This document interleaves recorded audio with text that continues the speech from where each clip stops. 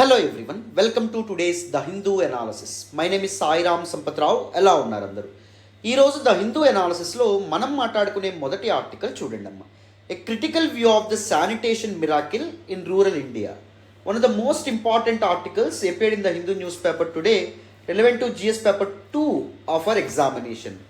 Social issues and social జస్టిస్కి సంబంధించినటువంటి article. Again one of the most important articles. దీన్ని డీటెయిల్డ్గా, ఇన్డెప్త్, కాంప్రహెన్సివ్గా, మల్టీ డైమెన్షనల్ వేలో అర్థం చేసుకునే ముందు మీ అందరికీ ఒక చిన్న మాట.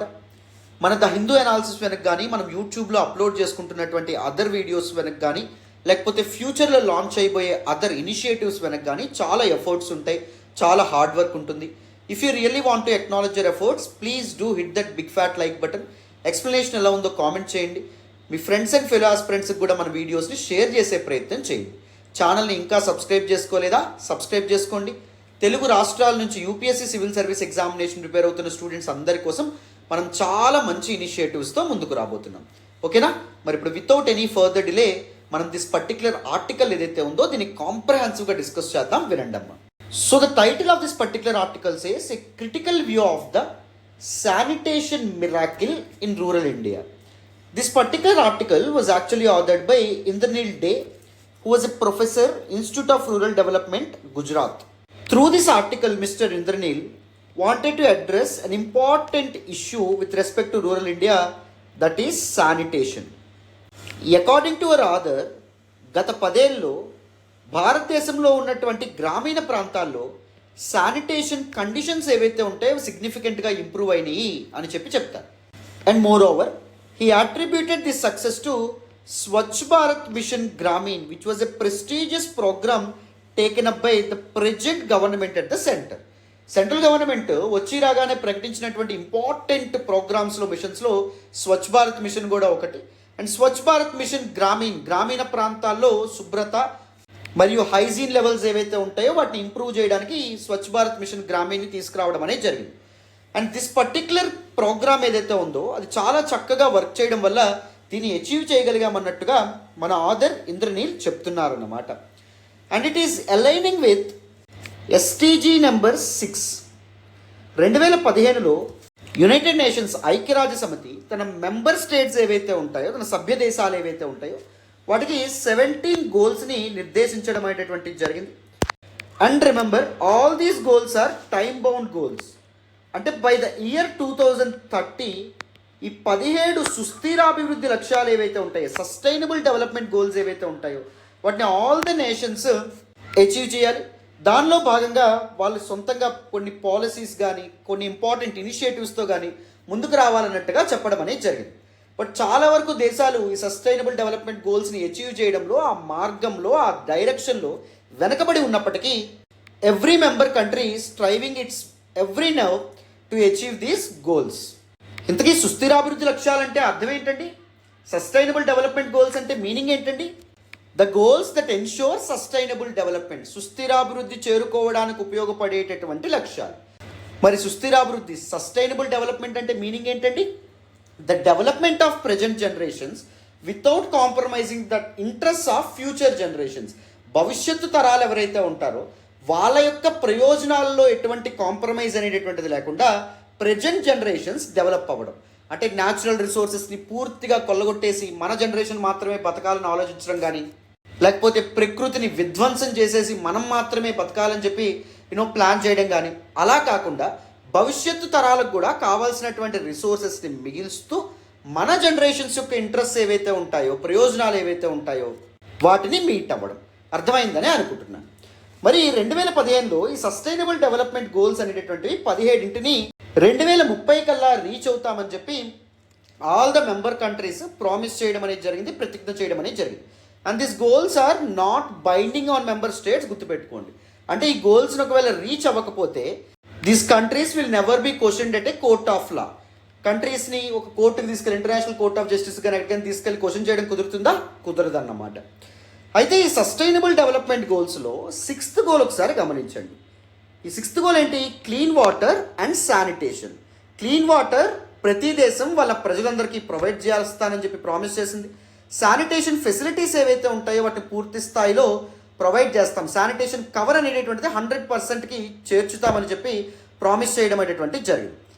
And clean water and sanitation are very imperative, very very important to achieve sustainable development goal number 3. SDG 3 ఏం చెప్తుంది? గుడ్ హెల్త్ అండ్ వెల్ బీయింగ్ని ఎన్షూర్ చేస్తామని చెప్తుంది. సస్టైనబుల్ డెవలప్మెంట్ గోల్ నెంబర్ 3 ద్వారా ఆల్ దీస్ మెంబర్ స్టేట్స్ ఏం promise చేస్తున్నాయి? మా ప్రజలందరికీ మేము పూర్తి ఆరోగ్యాన్ని అండ్ దాంతోపాటు పూర్తి సంక్షేమాన్ని అందిస్తామని చెప్పడం అనేది జరిగింది. సో శానిటేషన్ బాగుంటే, పరిశుభ్రత అనేటటువంటిది ఎన్ష్యూర్ చేస్తే హెల్త్ అనేటటువంటిది కూడా నువ్వు ఎన్ష్యూర్ చేయగలవా లేదా? డిసీజెస్ అనేటటువంటివి రాకుండా తమ ప్రజలకి కాపాడుకోగలవా లేదా? కాపాడుకోగలవు. సో అందుకే SDG నెంబర్ 3ని అచీవ్ చేయాలంటే ముందు SDG నెంబర్ 6 మీద ఫోకస్ చేయాలన్నట్టుగా మనం అర్థం చేసుకోవాలి. రైట్. మరి మన భారతదేశంలో శానిటేషన్ ఇంప్రూవ్ చేయడానికి శానిటేషన్ ప్రోగ్రామ్స్ ఏవైతే ఉన్నాయో హిస్టారికల్గా చాలా తీసుకురావడం అనేది జరిగింది. 1986లోనే central rural sanitation programme of, that is CRSP programme of 1986ని తీసుకురావడం అనేది జరిగింది. And very recently the present central government తీసుకొచ్చినటువంటి ప్రోగ్రామ్ ఏంటి? స్వచ్ఛ భారత్ గ్రామీణ్. అండ్ ఈ ప్రోగ్రామ్ ఏదైతే ఉందో దాన్ని తీసుకొచ్చినప్పుడు 2014లో అనౌన్స్ చేసినప్పుడు దీనికి లక్ష్యం ఏమని పెట్టుకున్నారు అంటే బై 2019 కల్లా మన భారతదేశాన్ని ఓపెన్ డిఫికేషన్ ఫ్రీ కంట్రీగా మారుస్తామని చెప్పి అనౌన్స్ చేయడం అనేటటువంటి జరిగింది. ఆ లక్ష్యంతో ఇది రావడం అనేది జరిగింది. అంటే బహిరంగ మలమూత్ర విసర్జన లేనటువంటి దేశంగా మారుస్తామని చెప్పి తీసుకురావడం అనేది జరిగింది. And according to the data of the government, చాలా ఆశ్చర్యకరంగా గవర్నమెంట్ ఏమంటుంది అంటే మేము 100% శానిటేషన్ కవర్ని రీచ్ అవ్వడం అనేటటువంటి జరిగింది బై 2019. బట్ కానీ 100% ఓపెన్ డెఫికేషన్ ఫ్రీ అయినాయా ఆల్ ద విలేజెస్ అంటే అవ్వలేదని చెప్తుంది. అదేంటి సార్ 100% శానిటేషన్ కవర్ని రీచ్ అవ్వడం అంటే అర్థం ఏంటి? ప్రతి గ్రామంలో కూడా మేము టాయిలెట్స్ ఏవైతే ఉంటాయో వాటిని ఏర్పాటు చేశాము. మరి టాయిలెట్స్ గవర్నమెంట్ ఏర్పాటు చేస్తే ఎందుకు 100% of the villages, all the విలేజెస్ని మనం ఓపెన్ డెఫికేషన్ ఫ్రీగా మార్చలేకపోయాము? What exactly is the interlink? దాని గురించే మన ఆధార్ ఇక్కడ చెప్పడం అనేటటువంటి జరిగింది.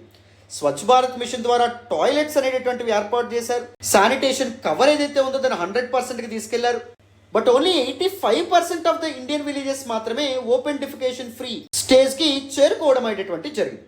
ఎందుకంటే ఈ పర్టికులర్ మిషన్లో కూడా, ఈ పర్టికులర్ శానిటేషన్ ప్రోగ్రాంలో కూడా కొన్ని ఇంపార్టెంట్ ప్రాబ్లమ్స్ అనేటటువంటి ఉన్నాయి అని చెప్పి మనకి ఆధార్ చెప్తున్నారు. మొదటి ఇంపార్టెంట్ ఛాలెంజ్ ఏంటంట? Challenges in translating toilet construction into usage. Construct చేసినటువంటి టాయిలెట్స్ ఏవైతే ఉంటాయో వాటిని ప్రజలు ఉపయోగించట్లేదు. అది ఒక ఇంపార్టెంట్ రీజన్. ఎందుకు సార్ ఉపయోగించకపోవచ్చు ప్రజలు అంటే maybe mall functioning of this toilets అవ్వచ్చు, దానిలో ట్యాపులు పనిచేయకపోవడం కానీ, వాటర్ రాకపోవడం కానీ అది అవ్వచ్చు.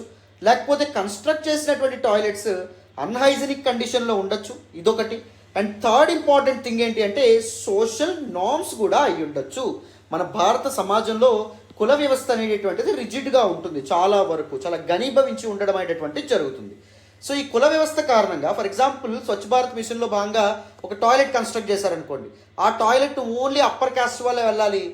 దళితులు కానీ, నిమ్న జాతులు కానీ, వెనుకబడినటువంటి కులాల వాళ్ళు కానీ వాటిని వాడకూడదు అనేటటువంటి రూల్స్ మనకి ట్రెడిషనల్ విలేజెస్లో ఎక్కువగా కనిపిస్తూ ఉంటాయి. వాటి కారణంగా టాయిలెట్స్ ఉన్నప్పటికీ టాయిలెట్స్ ఉపయోగించలేనటువంటి పరిస్థితి ఏర్పడుతుంది అని చెప్పి మన ఆథర్ అంటున్నారు. సో అందుకే though we achieved success in toilet construction but there was continuous persistence of unsanitary practices. ఇంకా ఓపెన్ డిఫికేషన్ అనేటటువంటిది, బహిరంగ మలమూత్ర విసర్జన అనేటటువంటిది విలేజెస్లో జరుగుతుందనే విధంగా మనకు చెప్తున్నారు. మరి ఇంకొక ఇంపార్టెంట్ ప్రాబ్లం ఏంటంట? The problem of constructing multiple toilets. So according to our author ఏం చెప్తున్నారంటే విలేజెస్లో మామూలుగా ఉమ్మడి కుటుంబాలు అనేటటువంటి మనకు కనిపిస్తాయి.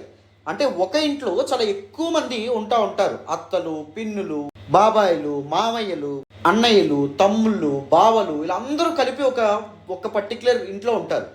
బట్ గవర్నమెంట్ ఏం చెప్తుంది? అందరికీ టాయిలెట్స్ కన్స్ట్రక్ట్ చేస్తామని చెప్తుంది. సో అంత పెద్ద హౌస్కి ఒక టాయిలెట్ ఉంటే సరిపోతుందా? సరిపోదు.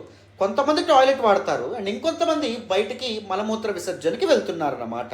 సో ఈ మల్టిపుల్ టాయిలెట్స్ లార్జర్ హౌస్ హోల్డ్స్కి మల్టిపుల్ టాయిలెట్స్ కన్స్ట్రక్ట్ చేయాల్సినటువంటి విషయం మీద ఎటువంటి క్రైటీరియా పెట్టలేదు. అంటే ఒక పర్టికులర్ ఇంట్లో ఇంత నెంబర్ కంటే ఇంకెక్కువ మంది ఉంటే 2 టాయిలెట్స్, అంతకంటే ఎక్కువ నెంబర్ ఉంటే 3 టాయిలెట్స్, అంతకంటే ఇంత నెంబర్ ఉంటే 4 టాయిలెట్స్, ఇలా క్రైటీరియా పెట్టి అన్ని టాయిలెట్స్ కన్స్ట్రక్ట్ చేస్తే బాగుంటుంది అనే విధంగా మనకి ఆథర్ చెప్పడం అనేటువంటిది జరిగింది. అండ్ థర్డ్ ఇంపార్టెంట్ థింగ్ ఏంటి అంటే డిటాచ్డ్ బాత్రూమ్స్ యాజ్ వెల్. కొన్ని ప్రాంతాల్లో ఏం జరుగుతుందంటే ఇల్లు ఒక చోట ఉంటే ఇంటికి ఆమడ దూరంలో, చాలా దూరంలో బాత్రూమ్స్ అనేటటువంటివి కన్స్ట్రక్ట్ చేస్తూ ఉన్నారు.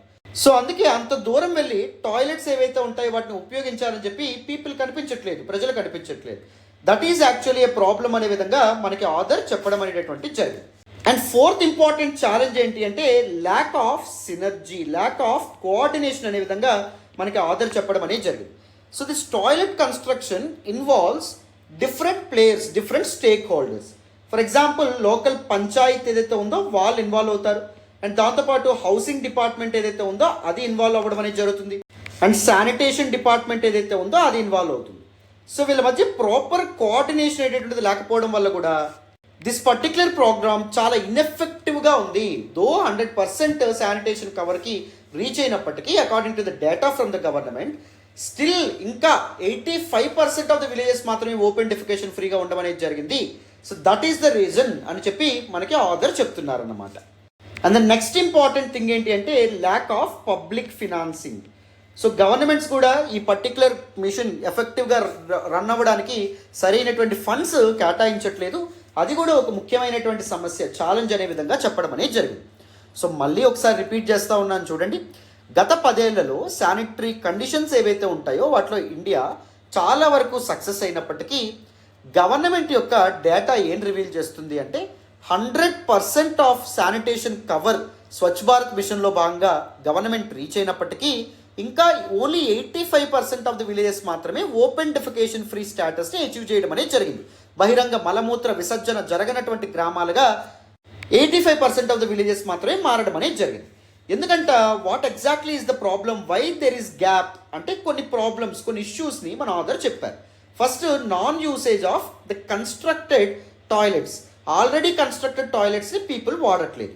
ఎందుకు వాడట్లేదు? ఫస్ట్ మాల్ ఫంక్షన్ ఒక రీజన్ అవ్వచ్చు. కన్స్ట్రక్ట్ చేసినటువంటి టాయిలెట్స్ సరిగ్గా వాటర్ రావడం కానీ, లేకపోతే ట్యాప్స్ కానీ పనిచేయకపోవచ్చు, లేకపోతే అన్హైజెనిక్ కండిషన్స్లో ఉండొచ్చు, క్లీనింగ్ కానీ ఇదంతా సరిగ్గా లేకపోయి ఉండొచ్చు. అండ్ థర్డ్ వన్ వచ్చేసి సోషల్ నార్మ్స్ కూడా దానికి ఎఫెక్ట్ చేస్తాయని చెప్పి చెప్తున్నారు. అండ్ నెక్స్ట్ ఇంపార్టెంట్ ఛాలెంజ్ ఏంటంటే there is no criteria for building multiple toilets. ఇల్లు ఎంత పెద్దది ఉన్నా, ఇంట్లో ఎంతమంది ఉంటున్నా ఒకే టాయిలెట్ అనేటటువంటిది గవర్నమెంట్ కన్స్ట్రక్ట్ చేస్తుంది. అది కూడా ఒక ఇంపార్టెంట్ ప్రాబ్లం అనే విధంగా చెప్తున్నారు. థర్డ్ డిటాచ్డ్ బాత్రూమ్స్, అంటే ఇల్లు ఒక దగ్గర ఉంటే వేరే ప్లేసెస్లో బాత్రూమ్స్ అనేవి కన్స్ట్రక్ట్ చేస్తున్నారు. దాని కారణంగా పీపుల్ ఇంట్రెస్టెడ్గా లేరు. వాళ్ళ కళ్ళ ముందు బాత్రూమ్ కనిపిస్తే వెళ్తారు, కానీ ఎక్కడో నువ్వు టాయిలెట్ కన్స్ట్రక్ట్ చేస్తే అక్కడికి వెళ్తారా? వెళ్ళట్లేదు. అదొక ప్రాబ్లం. అండ్ దాంతోపాటు there is lack of proper coordination among different stake holders like Panchayat కానీ, హౌసింగ్ డిపార్ట్మెంట్ కానీ, శానిటేషన్ డిపార్ట్మెంట్ కానీ, వాళ్ళ మధ్య ఒక కోఆర్డినేషన్ అనేటటువంటిది లేదు. అది కూడా ఒక ప్రాబ్లం అంటున్నారు. అండ్ దెన్ నెక్స్ట్ వన్ వచ్చేసి పబ్లిక్ ఫినాన్సింగ్ కూడా సరిగ్గా లేదు. గవర్నమెంట్స్ ఫండ్స్ అనేటటువంటివి సరిగ్గా ఎలొకేట్ చేయట్లేదు. These are the problems.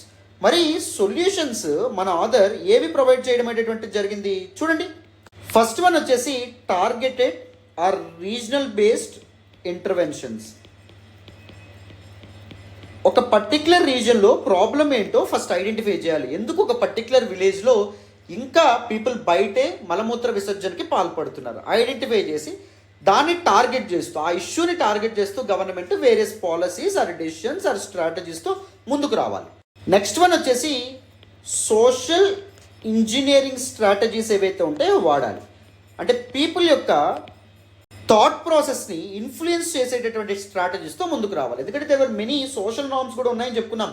Caste dynamics, regional variations అనేటటువంటివి ఉంటాయి. సో అలాంటి వాటిని అడ్రస్ చేస్తూ పీపుల్కి అవేర్నెస్ అనేటటువంటి తీసుకొచ్చే ప్రయత్నం కూడా జరగాలి. ద నెక్స్ట్ సొల్యూషన్ మనకి ఆథర్ ఏమివ్వడం అనేది జరిగిందంటే greater synergy or coordination among various stakeholders. So different stakeholders ఒక కోఆర్డినేషన్తో పనిచేయడం ద్వారా దిస్ పర్టిక్యులర్ గ్యాప్ ఏదైతే ఉంటుందో 100% sanitation cover versus 85% ODF villages, gap ఏదైతే ఉందో దాన్ని ఫుల్ఫిల్ చేయొచ్చు. త్వరలోనే 100% ఓడిఎఫ్ విలేజెస్ స్టేజ్కి ఇండియా చేరుకోవచ్చు. అనే విధంగా మన ఆథర్ చెప్తున్నారన్నమాట. అర్థమైందా? కాంప్రహెన్సివ్గా డీటెయిల్డ్గా దిస్ పర్టిక్యులర్ టాపిక్ అర్థమైందని అనుకుంటున్నాను. రైట్. సో చాలామంది ఎడిటోరియల్స్ నేను గమనిస్తూ ఉంటాను, జస్ట్ అలా పైన అలా చదివేస్తూ అలాగా ఏదో అర్థం చేసుకున్నాంలే అన్నట్టు ఉంటారన్నమాట. అలా కాదు, ఎడిటోరియల్స్ని అర్థం చేసుకోవడం కూడా ఒక ఇంపార్టెంట్ స్కిల్. ఎందుకంటే దిస్ ఎడిటోరియల్స్ కానీ ఒపెడ్ ఆర్టికల్స్ కానీ యూపీఎస్సీ సివిల్ సర్వీస్ ఆస్పిరెంట్స్ కోసం రాయరు. ఎందుకు రాస్తారు వీటిని? దిస్ ఎక్స్పర్ట్స్ ఎవరైతే ఉంటారో వాళ్ళు ఒక ఇష్యూని కానీ లేకపోతే ఒక ఇన్సిడెంట్ని కానీ డీటెయిల్డ్గా అన్ని డైమెన్షన్స్ నుంచి అనలైజ్ చేసి పీపుల్కి తెలియపరచాలనుకుంటారు. ద హిందూ న్యూస్ పేపర్ యొక్క objective UPSC civil service aspirants కోసం ఉపయోగపడాలనేం కాదు. ఏంటి హిందూ న్యూస్ పేపర్ యొక్క ఆబ్జెక్టివ్? పీపుల్కి న్యూస్ వార్తలు ఏవైతే ఉంటాయో వాటిని అందించడం. అవునా? సో ఒక ఎడిటోరియల్ మీరు అప్రోచ్ అయ్యే ముందు you need to identify the central idea. Editorial దేని గురించి మాట్లాడుతుందో మీకు తెలియాలి.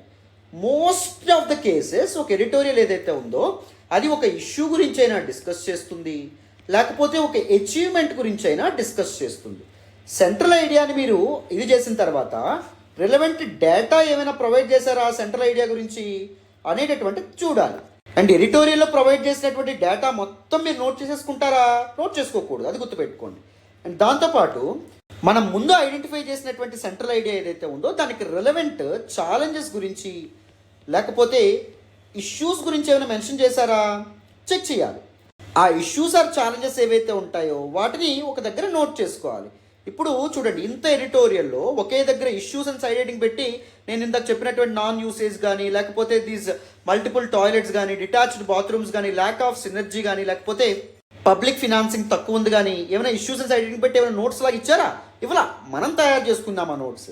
అండ్ దాని తర్వాత ఎప్పుడు ఒక ఆథర్ ఛాలెంజెస్ కానీ ఇష్యూస్ కానీ పాయింట్అవుట్ చేసి విడిచిపెట్టేది, తప్పకుండా సొల్యూషన్స్ అనేటటువంటి ప్రొవైడ్ చేస్తారు. ఆయనకి అనిపించినటువంటి సొల్యూషన్. దీస్ ఆర్ ఎక్స్పర్ట్స్ కదా, వాళ్ళకి తెలుసు ఒక పర్టికులర్ ప్రాబ్లమ్ని ఏ విధంగా ట్యాకిల్ చేయొచ్చు, అడ్రస్ చేయొచ్చు అని తెలుస్తుంది. సో సొల్యూషన్స్ ఏవైతే ఉన్నాయో వే ఫార్వర్డ్ రూపంలో ప్రొవైడ్ చేయడం అనేది జరుగుతుంది. సో ఈ ఫార్మాట్లో మీరు నోట్స్ అనేటటువంటి తయారు చేసుకోవాలన్నమాట. అంటే ప్రతి ఒక్క ఎడిటోరియల్లో ఇవే ఆస్పెక్ట్స్ ఉంటాయనే లేదు, బట్ కానీ ఇలాంటి ఒక అనలిటికల్ అప్రోచ్ మీరు ఎప్పుడైతే ఫాలో అవుతారో అప్పుడు you will make the best out of editorials. నేను అందుకే 100 సార్లు మీకు చెప్తాను, always learn from responsible teachers. You can see hundreds and thousands of YouTube channels coming up with newspaper analysis. What they will do, they will just translate these words for you and they will tell you every damn thing that is irrelevant for our examination. ఓకేనా? So అందుకే మీరు ఒక 3 months మన the Hindu analysis follow అయ్యారనుకోండి, ఆర్గానిక్గా ఎలా ఒక ఎడిటోరియల్ని approach అవ్వాలి, ఒక ఒప్పటి ఆర్టికల్ని ఎలా అప్రోచ్ అవ్వాలి అండ్ అదర్ ఆర్టికల్స్ని ఎలా అప్రోచ్ అవ్వాలి, బ్యాక్గ్రౌండ్ ఏంటి, ఏ విధంగా అర్థం చేసుకోవాలి, ప్రతిదాన్ని నేను ఎక్స్ప్లెయిన్ చేస్తాను. ఓకేనా? ఓపిక్గా పూర్తి వీడియోని చూడండి అండ్ దాంతోపాటు ప్రతిరోజు రిలెంట్లెస్గా ఫాలో అయ్యేటటువంటి ప్రయత్నం చేయండి. ఓకేనా? This all about this particular article. మరి వితౌట్ ఎనీ ఫర్దర్ డిలే మనం నెక్స్ట్ ఆర్టికల్ డిస్కస్ చేద్దాం, వినాలమ్మా. ఈరోజు ద హిందూ అనాలిసిస్లో మనం మాట్లాడుకునే నెక్స్ట్ ఆర్టికల్ చూడండి. And Uttar Pradesh model to tackle malnutrition, one of the most important articles with respect to GS paper 2 again and GS paper 1 కూడా సంబంధించినటువంటి ఆర్టికల్. Issues relating to poverty and hunger కింద మాట్లాడతాం.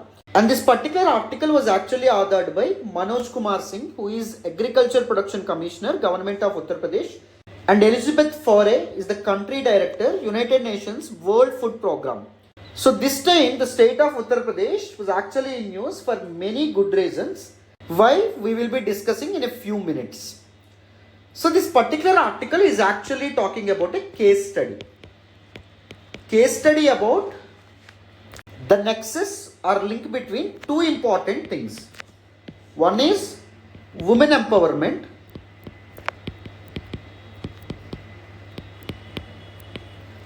and second one is fighting malnutrition.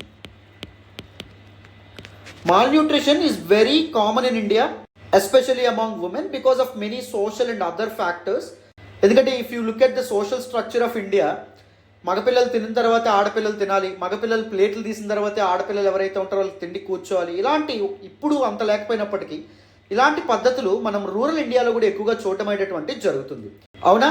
మనం కూడా మా తాతలు ఎంత తినేవాళ్ళు, అంత తినేవాళ్ళు, కొండల్ని పిండి చేసేవాళ్ళు, ఎంత కష్టపడేవాళ్ళు, అది చేసేవాళ్ళు అని చెప్తాం. కానీ జేజీలు చివరికి ఎంత తినేవాళ్ళు, మన అమ్మమ్మలకి నానమ్మలకి ఎంత అన్నం మిగిలేదో ఎవరు పట్టించుకోరు, ఎవరు వాళ్ళ గురించి ఆలోచన కూడా చేయరు. Isn't it?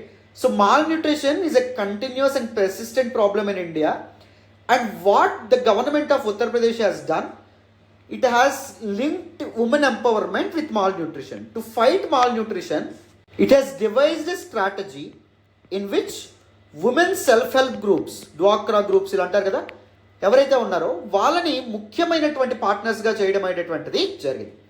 ఇప్పటి వరకు ఎవరైతే మాల్ నరిష్డ్ కమ్యూనిటీస్ ఉంటాయో వాళ్ళకి ఫోర్టిఫైడ్ ఫుడ్ కానీ న్యూట్రిషియస్ ఫుడ్ కానీ గవర్నమెంట్ ఇచ్చేవడంలో భాగంగా గవర్నమెంట్ యూనిట్స్ ఏవైతే ఉంటాయో అవి ఆ పర్టికులర్ ఫుడ్ ఏదైతే ఉందో వాటిని తయారు చేసేది. అలా కాకుండా in the year 2020లో the department of women and child development under the centre and the Uttar Pradesh state rural livelihood machine రెండు కొలాబరేట్ అయ్యి డీసెంట్రలైజ్డ్ ప్రొడక్షన్ యూనిట్స్, వేటి యొక్క ప్రొడక్షన్ యూనిట్స్ అంట, production units of nutritious and fortified food వాటిని ఏర్పాటు చేశారు. అంటే throughout the state of Uttar Pradesh there were many clusters, చాలా క్లస్టర్స్ అనేటటువంటివి ఏర్పాటు చేశారు. అరౌండ్ 202 ప్రొడక్షన్ యూనిట్స్ ఏవైతే ఉంటే వాటిని ఏర్పాటు చేశారు. ఈచ్ ప్రొడక్షన్ యూనిట్ని 20 సభ్యులు కలిగినటువంటి సెల్ఫ్ హెల్ప్ గ్రూప్స్కి అప్పచెప్పడం అనేది జరిగింది. స్వయం సహకార సంఘాలు ఏవైతే ఉంటాయో మహిళలు రన్ చేస్తూ ఉంటారు, వాళ్ళకి అప్పచెప్పడం అనేది జరిగింది. వీళ్ళు ఏం చేస్తారు, దీస్ ఫోర్టిఫైడ్ ఫుడ్ ఏదైతే ఉందో దాన్ని తయారు చేసి గవర్నమెంట్కి అందిస్తారు. Government via the ICDS program, integrated child development services program ఏదైతే ఉందో దాని ద్వారా మహిళలకి, ముఖ్యంగా ప్రెగ్నెంట్ ఉమెన్, గర్భవతులకి, లేకపోతే బాలింతలు, అప్పుడే పిల్లల్ని ప్రసవించినటువంటి ఆడవాళ్ళకి అండ్ దాంతోపాటు చిన్నపిల్లలకి అందించడం అనేది జరుగుతుంది. దీని కారణంగా దిస్ ఉమెన్, ఈ సెల్ఫ్ హెల్ప్ గ్రూప్లో ఉండే ఉమెన్ ఎవరైతే ఉంటారో వాళ్ళు నెలకి సుమారు ప్రతి ఒక్కరు 8,000 రూపాయల ఆదాయం సంపాదించుకుంటున్నారంట. అండ్ దాంతోపాటు ఎటువంటి ప్రాబ్లమ్స్ లేకుండా, ఇష్యూస్ లేకుండా, షార్టేజెస్ లేకుండా ఐసిడిఎస్ ప్రోగ్రామ్ ఏదైతే ఉందో, integrated child development services program ఏదైతే ఉందో అది కూడా సక్సెస్ఫుల్గా నడుస్తూ ఉంది. సో ట్విన్ ఆబ్జెక్టివ్స్ని ఎంత చక్కగా అచీవ్ చేయగలిగారో అర్థమవుతుందా. So the shift from a centralized to a decentralized model అంటే ఏం జరిగింది, ముందు గవర్నమెంట్ ఒక్కటే తయారు చేసేది, ప్రొడక్షన్ చేయడం అనేది జరిగేది. ఇప్పుడు డీసెంట్రలైజ్డ్గా మార్చడం అనేది జరిగింది. రాష్ట్ర వ్యాప్తంగా వేరు అరౌండ్ 202 ప్రొడక్షన్ యూనిట్స్ ఏవైతే ఉంటే వాటిని ఏర్పాటు చేశారు.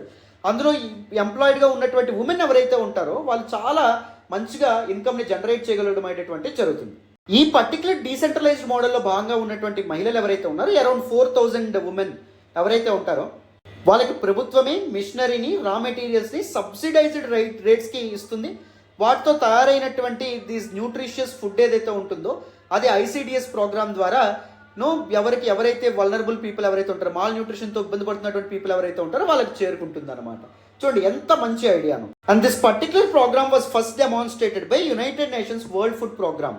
ఇది ఫస్ట్ ఈ ఆలోచనతో ముందుకు రావడం అనేది జరిగింది. బట్ గవర్నమెంట్స్ తలుచుకుంటే, సక్సెస్ఫుల్గా ఇంప్లిమెంట్ చేస్తే పీపుల్ వెల్బీయింగ్, మాసెస్ యొక్క వెల్బీయింగ్ ఎంత చక్కగా ఎన్షూర్ చేయొచ్చో మీకు అర్థమవుతుందని అనుకుంటున్నాను, క్లారిటీ వస్తుందని అనుకుంటున్నాను. Right. So this is all about this particular article. చూడండి, దిస్ ఎంటైర్ ఒపెడ్ ఆర్టికల్ ఏదైతే ఉందో దాన్ని మన ఎగ్జామ్కి తగినట్టుగా మార్చుకోగలగాలి, దానికి మన ఎగ్జామ్కి తగినట్టుగా స్ట్రక్చర్ చేసుకోగలగాలి. ఫస్ట్ మనం సెంట్రల్ ఐడియాను ఐడెంటిఫై చేసాం, దేని గురించి ఈ పర్టికులర్ టాపిక్ వచ్చింది. It is talking about a case study are an achievement by whom, Uttar Pradesh government. And ఈ పర్టికులర్ అచీవ్మెంట్ దేనికి సంబంధించి, 2 ఇష్యూస్ సంబంధించి, ఉమెన్ ఎంపవర్మెంట్ని ట్యాకిల్ చేసింది, మాల్ న్యూట్రిషన్ని కూడా ట్యాకిల్ చేయడం అనేది జరిగింది. How? By డీసెంట్రలైజింగ్ production units of take home rations. ఈ న్యూట్రిషియస్ ఫుడ్ యొక్క ప్రొడక్షన్ ఏవైతే ఉంటాయో వాటి యొక్క యూనిట్స్ని డీసెంట్రలైజ్ చేయడం ద్వారా. ఒకవేళ ఉమెన్ ఎంపవర్మెంట్కి సంబంధించినటువంటి క్వశ్చన్ వచ్చినా, మాల్ న్యూట్రిషన్కి సంబంధించినటువంటి క్వశ్చన్ వచ్చినా, ఎగ్జాంపుల్ కింద ఈ కేస్ స్టడీని మీరు మెన్షన్ చేశారనుకోండి, your answer will be very authentic and మిగిలిన ఆస్పిరెంట్స్ పైన మీకు ఎడ్జ్ అనేటటువంటిది కూడా ఉంటుంది. అర్థమైందా? క్లారిటీ వస్తుందని అనుకుంటున్నాను. This is all about this particular article అమ్మా, and this is all about today's the Hindu analysis. Don't mind, ఈరోజు అనాలిసిస్ సెషన్లో భాగంగా ఓన్లీ 2 ఆర్టికల్స్ని మాత్రమే డిస్కస్ చేయడం అనేది జరిగింది, because I'm unwell actually. But from tomorrow I will definitely increase the number of articles substantially. కొన్నిసార్లు అర్థం చేసుకోండి, ఓకేనా? Don't mind. And this all about it. మళ్ళీ రేపటి హిందూ అనాలిసిస్లో కలుద్దాం. Thank you so much once again. Bye నాన్న.